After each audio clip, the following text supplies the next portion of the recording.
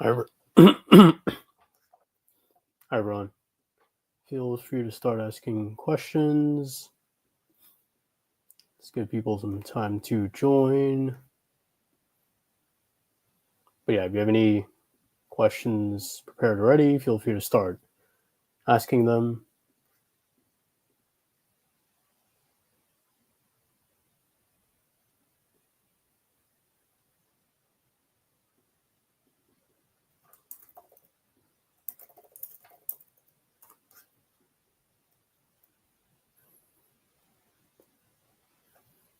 Anyone have questions?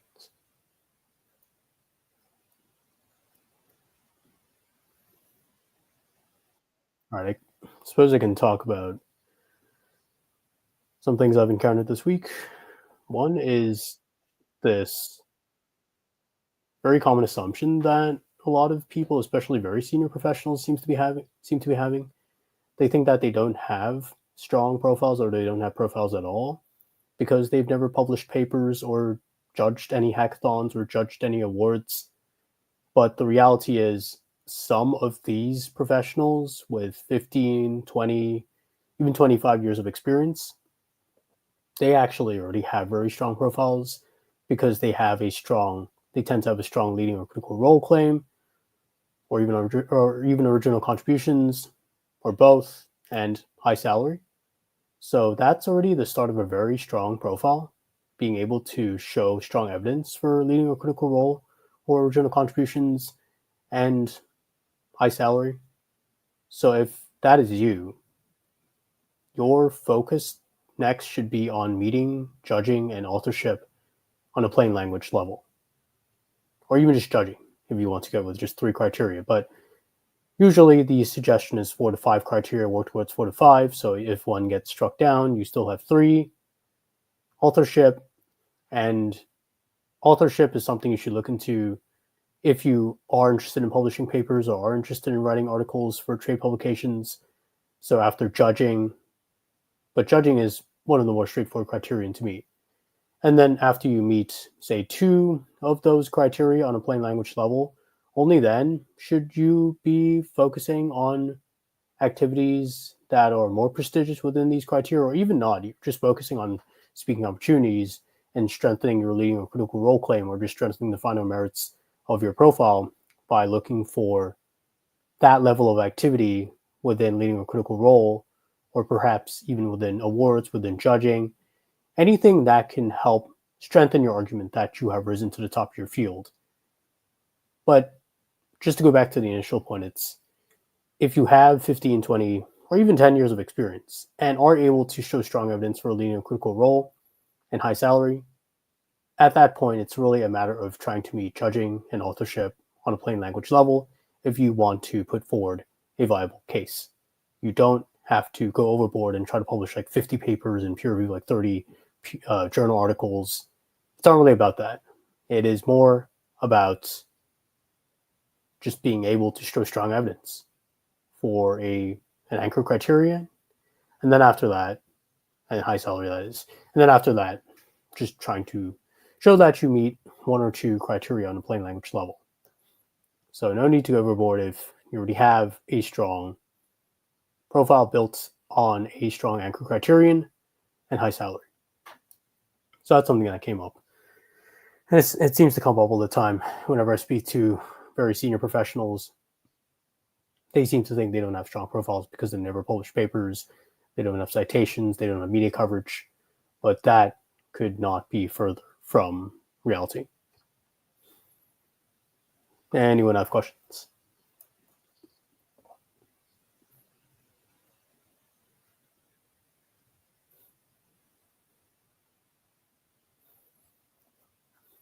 Any questions? Something else that comes up a lot is it's about authorship. There seems to be this assumption also that to meet authorship, you have to get published in a journal. But if you look at the USCIS policy manual, you'll see that there is mention of other types of publications that could count under the authorship criterion. So actually, yeah, I actually published something on this through my newsletter yesterday. But publications within trade publications, professional publications, those kinds of articles could count as well, but you will have to show how they are read by learned persons in your field, people who have profound knowledge of your field. That is something that you just want to make sure you do if you are publishing, if you are using evidence for the authorship criterion that is not journal articles. Sri Prasad has a question. If I have a patent, should that be sufficient, or should the patent be used by any company? Having a patent in itself is not sufficient for original contributions. If that is what you're asking, you will need to show significant attention or usage in a commercial manner by other top US companies, or a mix of both. You don't want to just show that you have a patent and then leave it there. You will want to show that the patent has significant influence in your field or has led to other US companies maybe adopting new standards, creating new products using your patent. That would count as evidence of commercialization. So it's not enough to just have a patent. You have to show that it is actually in use and or has gotten significant attention. Anyone else have questions?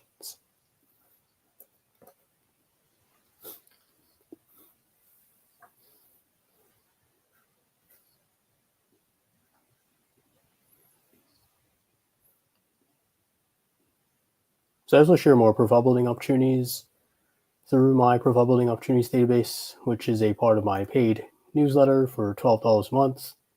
You get access to this profile building opportunities database, which has over 270 opportunities, categorized by field, by criteria. So you'll see a bunch of different fields at the bottom here. So these are just starting points for you to start working towards, say, judging or strengthening the final merits of your case or authorship, just opportunities to get you started with profile building. Then I also, from time to time, review AAO decisions. These are decisions that go into USCIS's reasoning for initially denying an EB-1A petition or an NW petition or O1. So these decisions provide a glimpse into how USCIS thinks about EB-1A, EB-2NIW, and O1, and I review these decisions occasionally. And then I also have some video resources. These are just pre-recorded conversations with EB-1A recipients, where I ask questions like, how did you meet leading a critical role? How did you present strong references? How did you ask your references for letters? Those kinds of questions that a lot of you ask me. And in addition to these resources, I also have a private group where a lot of EB-1A profile builders from a lot of different fields are currently working together. Some people are even providing the group with peer review opportunities. And one person just recently reached out, and his company is hosting an industry-wide conference. So I'll be sharing that opportunity as well. So it seems like the group in itself, the private group I run as part of my paid newsletter, which is $12 per month, people seem to be sharing opportunities they have been able to get as a way to help others. So that's something that's great to see. And this has also been happening for people who are peer reviewing. They're involved in conferences, they're involved in journals, they're involved in these professional organizations, and they're peer reviewers themselves. And now they're recruiting other peer reviewers and showing people how to go through that process. There's even an IET fellow in the private group who is telling people about the process of going through the IET fellowship application process and also suggesting peer review opportunities for people to look into. So that's also a part of my paid newsletter. I would say one of the more important parts of my newsletter, in addition to the additional newsletter posts I share that help you build that mindset towards building a strong EB-1A profile. The private group is where you can work with other profile builders and try to make faster progress that way, because working together on papers, working together on peer review opportunities, sharing opportunities, that can be a great way to significantly speed up your profile building. But so Nishan has a question, how you start engaging on publication, newsletter, and citation of someone not started yet on that. I think one way is to get involved in professional organizations. That's one way to get started with publications. Just try to attend local chapter events, and then eventually you'll come across peer reviewers and conference organizers committee members, and that is how you will get started with getting some of those peer review opportunities, getting some of those publication opportunities, by getting to know the right people and showcasing your expertise to them and showing how you can help them. Another way is just to do outreach, to reach out to a lot of these publications. That's actually what I do on a regular basis too. In fact, I just heard back from the editor, one of the editors of a top software engineering publication, and that was just through outreach. That was just through reaching out to people, and a lot of them are top experts. So it really all it really takes is just a lot of outreach. That's another way to land some of these opportunities. How do you show a in-house software system that I've built as in original contribution? I have a scorecard with metrics that shows commercial usage. Will this help for the evidence towards the criteria? For original contributions, you are probably going to want to show influence in your field, so not just usage of what you have created or standards you have created or maybe some sort of thought leadership you've shown. You don't want to just show that is that what you don't want to show that your original contribution is only being used in your company. You want to show that's being used outside of your company and in your field in general. Do you have fintech in your paid newsletter? Yes, I do. And I'm going to keep adding to that section. I know a lot of you are asking about fintech, but in the private group, there are a lot of people in fintech in the private group. So just introduce yourself in the private group, ask around, just talk to people, help people out, and then you'll eventually start to encounter other profile builders in your field, and then also the opportunities in your field that are relevant as well from the people who are profile building in your field, as well as through my profile building opportunities database. And if you really can't find something, you can always just message me on LinkedIn and I will reply with some specific opportunities. Shri Prasad says, I found your newsletter useful. Thanks, man. You're welcome, Shri Prasad. So just a quick note on this. My newsletter is about, if you don't get anything from the newsletter, from the resources, private group, from the posts themselves, you will start to develop a strong understanding of what EB-1A profile building means and how to build the right mindset to build a strong profile. Because with the right mindset, you will start to better understand the different ways you can get opportunities, what to avoid, which is a big part of my newsletter as well, what to avoid. So as a lot of you know, I work with several top immigration lawyers. So I'm always also encountering what to avoid when profile building towards EB-1A, towards NIW, towards O1. So that is something that I'm also trying to emphasize as part of my newsletter, what to not do when profile building for EB-1A. So going back to one of the examples I talked about, if you're a senior professional, you do not need to go for 50 papers or like 30 peer review opportunities or try to get like covered in some like obscure media. You don't need that because none of that will be the foundation of your case. Your foundation has already been set because of the amount of experience you have and how much you've been able to do already through your work. Does paid publication count towards authorship? Yes, but you will have to make an argument for how it counts towards authorship. So I just covered this in my newsletter yesterday, but let me see if I can pull up the US. So let me show you all this. So this is the policy manual. So first, determines whether the person authored scholarly articles in the academic arena. Scholarly articles is journal articles, essentially. However, there's this other section. For other fields, a scholarly article should be written for learned persons in that field.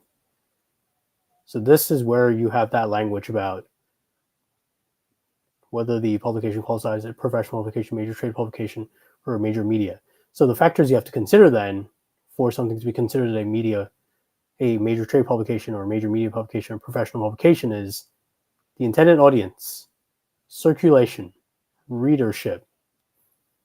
So yes, a trade publication can count towards authorship, but you still have to make the argument that it falls under the criterion based on the relevant factors like readership, circulation. Yeah, look at the language in the policy manual. Anyone have questions?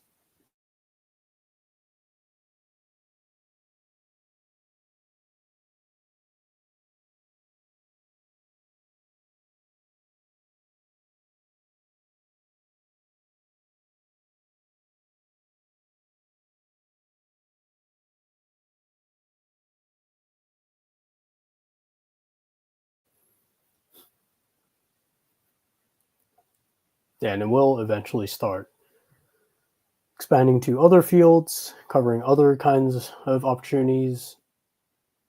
That is something I will be looking into. So I know that my newsletter right now is focused more on tech professionals. It's probably because that is the field in general that I know more than others because I've worked in tech. But I will also start looking into other fields, and a lot of people are asking me about other fields. So I will eventually start looking into other fields, covering them, and yeah.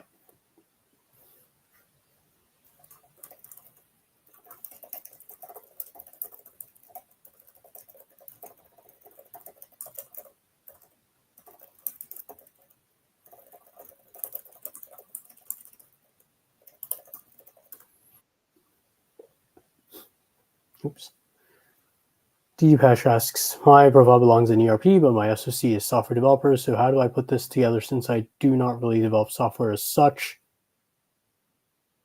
So I haven't really encountered this specific nuance, but based on my understanding, if you're an ERP, then build towards an ERP profile. You might want to ask a lawyer if that really matters, though. But my understanding is you can still present a profile in ERP. Sri Prasad asks how to get letter of references outside your direct contacts. Is that useful? Independent references can be useful. You can seek them out through people you know, so they could be indirect contacts. You can also pay for them if you want to. If you want specific expertise and you want a specific expert to comment on your work, yeah, those are. And to find them, it's just about outreach. And also meeting people through events, through local chapter events of a professional organization, through conferences. You can always try to meet some of these people just through events, and they won't know your day-to-day work, and they will count to as an independent reference because they've never worked with you and don't know you on a personal basis. Do you have membership info in your newsletter? Yes, I do list a lot of member organizations in my newsletter. Depends on the field. Again, if something if there's an opportunity if there's a type of opportunity you want and you don't see it in my newsletter, feel free to reach out to me and I will send you a couple of examples of these opportunities, and I will walk you through why those opportunities can count towards certain criteria.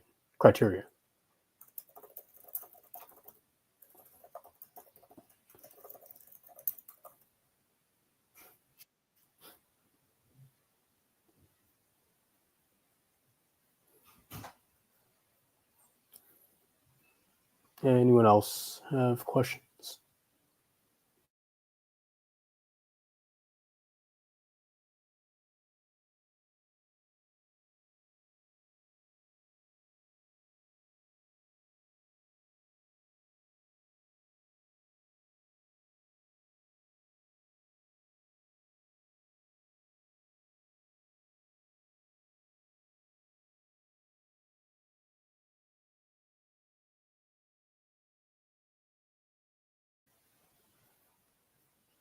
Anyone have questions?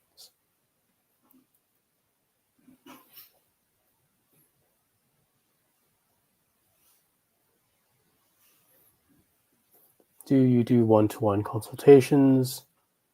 Yes, I do, but it depends on, yeah, mostly just profile building calls, but yeah, I do one-to-one profile building calls.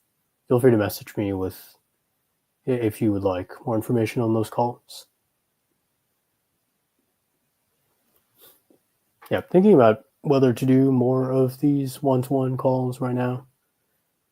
I already do like a couple every now and then. So yeah, But if you're interested, feel free to message me.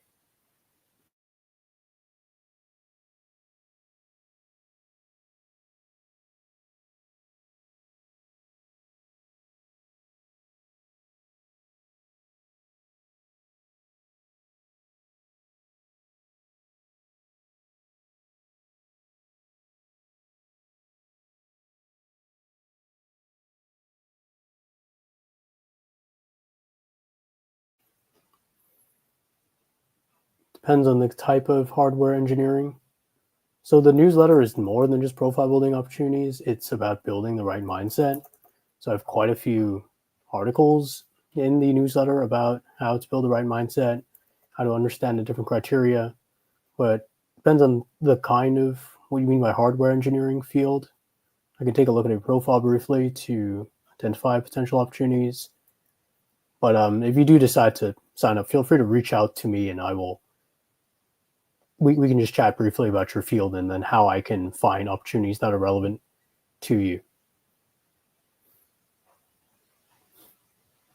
But yeah, there are definitely quite a few hardware engineering people in the private group.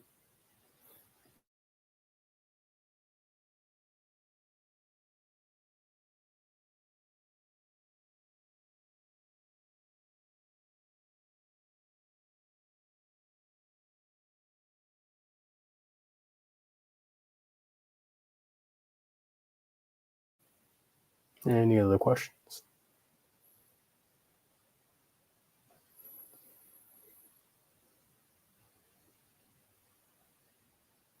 All right, if there are no other questions, thanks everyone for joining.